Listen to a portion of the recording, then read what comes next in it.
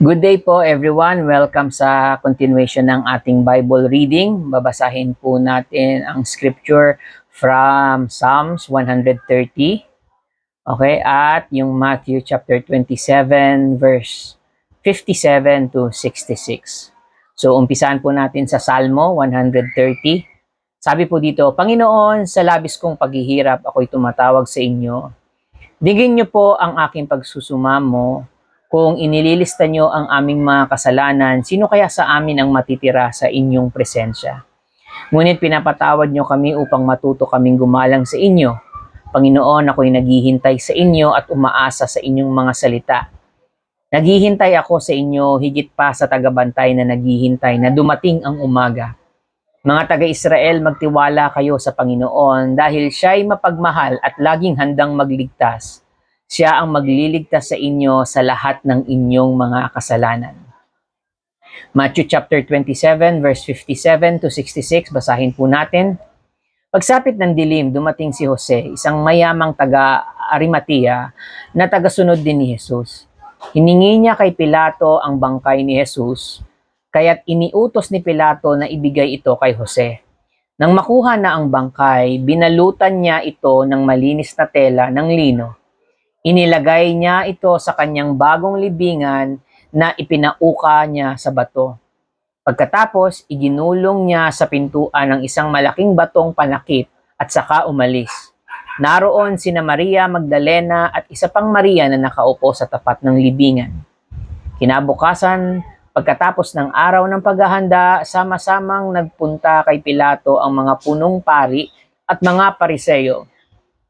Sinabi nila, naalala po namin na sinabi ng mapagpanggap na iyon nung siya'y nabubuhay pa na siya'y muling mabubuhay pagkaraan ng 3 araw. Kaya pabantayan po sana ninyong mabuti ang libingan hanggang sa 4 araw. Baka pumunta doon ang kanyang mga alagad at kunin ang bangkay at pagkatapos ay ipamalitang siya'y muling nabuhay. Ang pandarayang ito ay magiging masahol pa kaysa una. Sinabi sa kanila ni Pilato, kumuha kayo ng mga kawal at pabantayan ninyong mabuti ang libingan.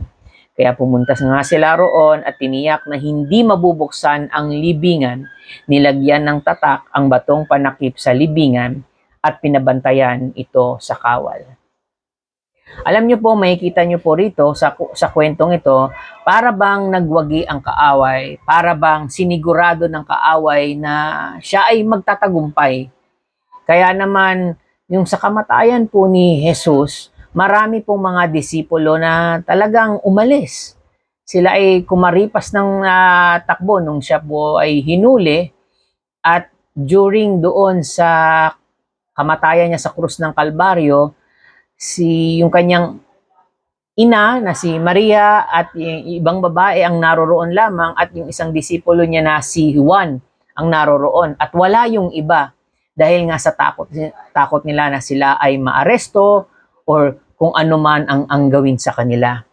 Kaya minsan magtataka ka ano nangyari sa mga disipulong ito na nakasama nila si Jesus for almost 3 years in the ministry, na nakita nila ang himala, nakita nila yung wonders, okay? And yet, pagdating sa ganitong senaryo, para bang sila ay nagduda, parang sila ay nawalan ng pananampalataya sa ating Panginoong Jesus. But the fact is, ito ay sinabi na sa kanila ni Jesus ng matagal na, kaya lang hindi nila maintindihan. Kaya nung dumating yung ganitong pangyayari, ay iba yung kanilang response. At minsan tayo ay ganun din. Kapag tayo ay nakakaranas ng isang sitwasyon na para bang wala na ang Diyos, minsan hindi natin alam ang gagawin.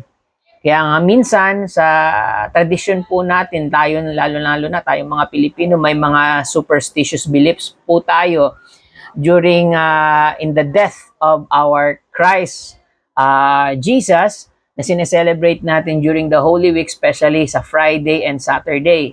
Kaya nga meron tayong mga paniniwala na wag magtatrabaho, walang heavy cleaning, magta-travel, hindi tayo yung maliligo, okay, at magpiprito at kung ano-ano pang mga paniniwala natin kasi dahil nga sa storya na kung saan ang Diyos ay patay daw.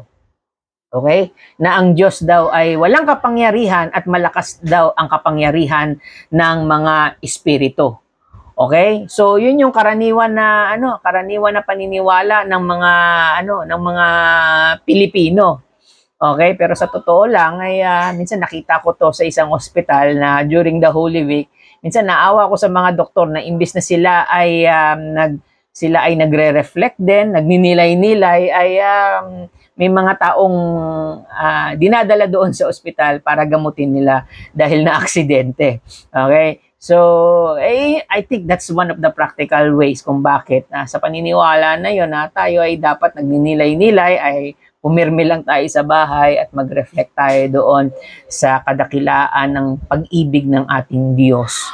Amen. But I just want to make a correction about the death of Christ. Kasi akala ng iba, ang kamatayan ni Kristo ay ito ay pagkatalo. Ito ay araw ng pagkatalo, araw kung saan hindi siya makapangyarihan, araw kung saan mahina ang Diyos at malakas ang kampo ni Satanas at ang mga demonyo. Hindi po, gusto ko pong i-correct po yung ating paniniwala patungkol sa kamatayan ni Kristo. Unang-una, ang kamatayan ni Kristo ay hindi katahimikan ng Diyos, kundi ito ay pagkilos niya para maisakatuparan ang kalooban na bayaran ang ating mga kasalanan.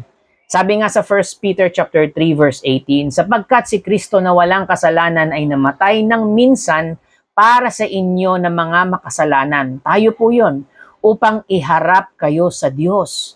Siya'y pinatay sa laman at muling binuhay sa Espiritu. So hindi ibig sabihin ay walang ginagawa ang Diyos. Siya ay kumikilos para tayo ay maligtas at matanggap ang buhay na walang hanggan. At bago natin matanggap ang buhay na walang hanggan, kailangan muna bayaran ang ating kasalanan. Kaya nga sabi sa Romans chapter 6:23, for the wages of sin, ang kabayaran ng kasalanan ay kamatayan. But the gift of God is eternal life in Christ Jesus our Lord. Amen? So hindi ibig sabihin na ang kanyang kamatayan ay katahimikan. Ito po ay pagsasakatuparan ng kalooban ng Diyos na bayaran po ang ating kasalanan.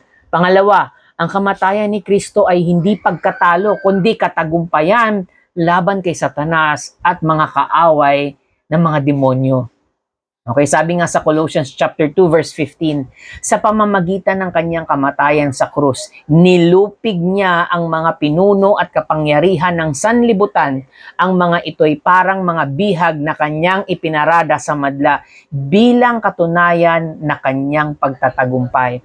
Ibig sabihin, wala nang kapangyarihan si Satanas, ang mga kaaway, mga demonyo sa atin, dahil pinagtagumpayan po ito ng ating Panginoong Hesus sa pamamagitan ng kanyang kamatayan po. Kaya hindi po ibig sabihin ay tayo po ay talunan, kundi ibig sabihin we are victorious na po. Greater is He that lives in us than he that is in the world. Amen po ba? At pangatlo, ang kamatayan ni Kristo ay hindi kahinaan ng Diyos, kundi pagpapakita ng kadakilaan ng pag-ibig niya. Sabi nga sa John chapter 3 verse 16 to 18, sapagkat gayon na lamang ang pag-ibig ng Diyos sa sangkatauhan, kaya't ibinigay niya ang kanyang kaisa-isang anak upang ang sinumang sumampalataya sa kanya ay hindi mapahamak, kundi magkaroon ng buhay na walang hanggan. Isinugo ng Diyos ang kanyang anak upang hatulan ng parusa ang sanlibutan, kundi upang iligtas ito sa pamamagitan niya. Ibig sabihin, ang kamatayan ni Kristo ay pagpapakita ng dakilang pag-ibig ng Diyos. Amen? Hindi po ito kahinaan ng Diyos dahil dito natin nakikita kung gaano tayo minahal ng Diyos sa pamamagitan ng pagsasakripisyo. Naging tunay ang pag-ibig, naging totoo ang pag-ibig ng Diyos dahil inalay niya ang kanyang bugtong na anak.